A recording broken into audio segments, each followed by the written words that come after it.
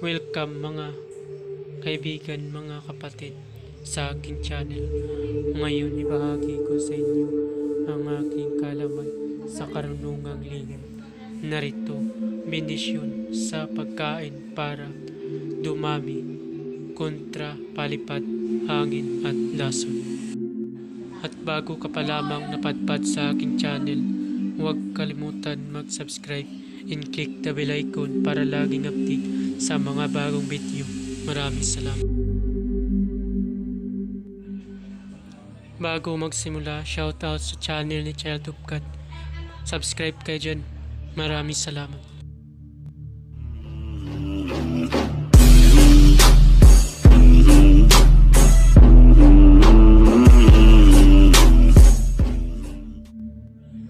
Pamilin, mahalin at pagkaingatan ang bawat ibinahagi ko sa YouTube channel na ito.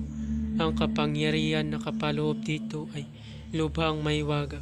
Gamitin lamang sa kabutihan at pagganap ng kalooban ng Diyos. Maginawaran at laging isa puso't isip ang 7 layunin ng Diyos. Una, isabuhay ang 4 na gintong mulain. Maka-Diyos, makabayan at makatao, makakalikasan. Pangalawa, isagawa ang pag-ibig sa Diyos, pananampalataya at pag-asa sa pamamagitan ng tiyaga. Pangatlo, isakatuparan ang kabutihan, katuwiran, kalinisan, katotohanan, kadalisayan, kaliwanagan at kababaan ng kalooban. Pangapat, ipalaganap ang pagkakaisa, pagmamahalan, pagtulong sa kapwa, pagmimisyon, paglilinis ng sarili at pagbabago na paunlad. Panglima, magkaroon ng paggagalangan, pag-unawaan at pagmamahalan sa isa't isa bilang mga kapatid at kapwa-tao. Panganim, maging dakila sa isip, sa salita at gawa para sa Diyos, sa bayan at tao. Pangpito, ipagpatibay ang kautusan ng Diyos, tumulong sa pagpapaunlad ng katauhan ng bawat kasapi ng samahan at tumupad sa hatikain ng Diyos sa tao sa pamamagitan ng pagsunod sa mga layuning ito.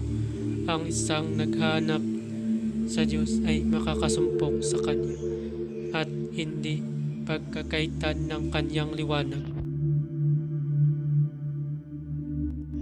Isunod ang pamamaraan. Ang paggamit ng orasyon ito ay kailangan mataas ang iyong kaalaman pagdating sa spiritual dahil ang mataas na uri ng orasyon ito kaya kailangan i-active mo muna ng 49 days. Idugtong sa iyong debosyon. Para saan nga ba kapag i-active mo ang orasyon? Para po ito sa iyong sarili dahil kapag na-active mo na ng 49 days na walang patlang at kabisado mo ang orasyon, kapag nagkasakit ka, kaya mo gamutin ang iyong sarili. Pero kung natapos mo ng 49 days na walang padlang at hindi mo pa kabisado ang orasyon at ginamit mo kapag nagkasakit ka, hindi mo kaya gamutin ang iyong sarili. Bago gamitin, ay kailangan kabisaduhin muna ang orasyon. Ang pag-active ng orasyon ay isa din sa pagpapabisa ng orasyon, lalo lumakas ang orasyon kung na-debosyonan ng 49 days at madali mapaganahin kahit mataas pa dahil na-active mo na ito. Ang paggamit ng orasyon ay kailangan mo muna ng pundo para pagkunan ng kapangyarihan na magpapagana ng orasyon. Ang sinasabing kong pundo ay tulad ng Ama namin, Aba Ginoong Maria, at luwalhati sumasampalataya Depende sa iyong gamitin na pundo. Meron din orasyon. Para mapadali ito, pagganahin kung ang iyong gamitin na pundo ay Ama namin, Aba, Ginoong Maria, Luwalhati, sumasampalataya. Gawin yan ng tag-3 beses.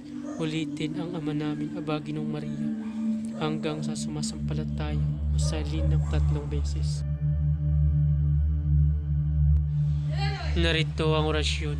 Mau, Miu, Iem, Uwam, Mokek, Ay, Emiya, Kikum. Mau, Mi, Uem, Uwam, Mau, Miu, Iem, Uwam, Mokek, Ay, Emiya, Kikum. Mau, Mi, Uem, Uwam, Mau, Miu, Iem, Uwam, Mokek, Ay, Emiya, Kikum. Mau, Mi, Uwim, Uwam. Usalin yan ng 3 beses. Pamamaraan, usalin ng 3 beses. Ang orasyon at ihihip sa pagkain o sa tubig, alak o sa kahit anong inumin at pagkain para mawala ang bisa nito ng lason.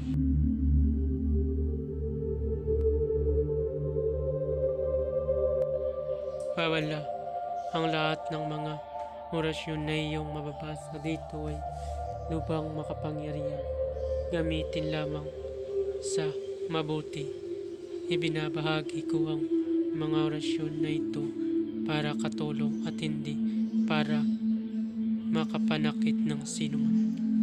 Ang sinuman na gamitin ito sa masama ay magkakamit ng walang hanggang paghihirap habang buhay hanggang kamatayan.